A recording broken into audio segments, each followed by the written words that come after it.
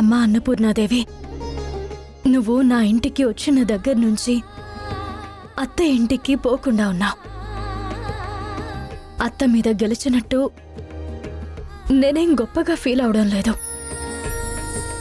నాతో చేయించుకోవాల్సిన పనులు ఇంకా ఏవో మిగిలి ఉండడం వలనే నువ్వు నా దగ్గరున్నావు. అందులో భాగంగానే అమ్మవార్లకు సంబంధించిన ఆభరణాల గురించి కనిపెట్టడానికి నేను నా కూతురు బయలుదేరుతున్నా.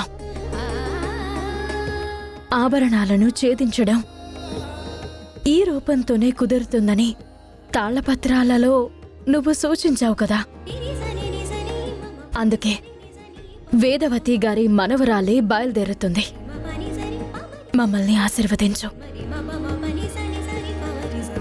అమ్మ అన్నపూర్ణాదేవి, నాకు రెండే విషయాలు ముఖ్యం.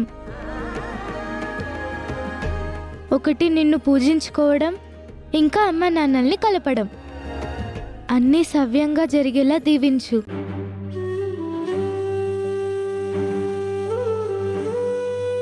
అమ్మా,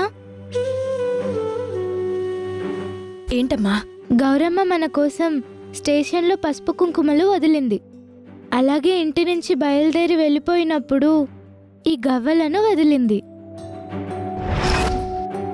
అంటే ఇవి మనకు ఆభరణాలున్న దిక్కులను చూపిస్తాయి. వీటి ద్వారానే మనకు తెలిసే అవకాశం ఉంది. అవునమ్మా, అందుకే అమ్మవారి ముక్కు పుడకతో పాటు వీటిని కూడా పట్టుకుని బయలుదేరదాం. ముక్కు పొడకెందుకు? నువ్వు అర్చనగా ఉన్నప్పుడు మాంత్రికుడు నీ ద్వారా ముక్కు పుడకను రప్పించుకున్నది దీని ద్వారానే చక్రబంధంలో ఉన్న ఆభరణాలను బయటికి విడిపించుకోవడం కోసం కదా. అందుకే తీసుకుని వెళ్దాం. సరే అమ్మా, తీసుకొని వెళ్దాం.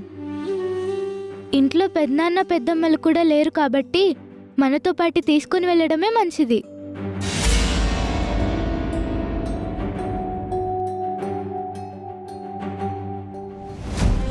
నీ చేతులతోనే ముక్కు పుడకని దీంట్లో వెయ్యమ్మా.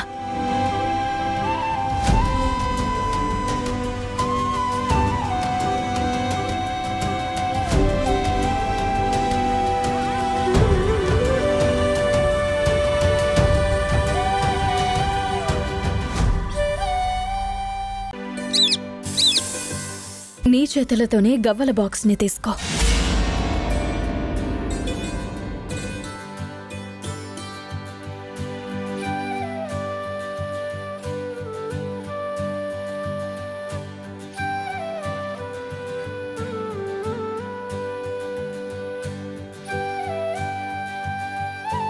పద.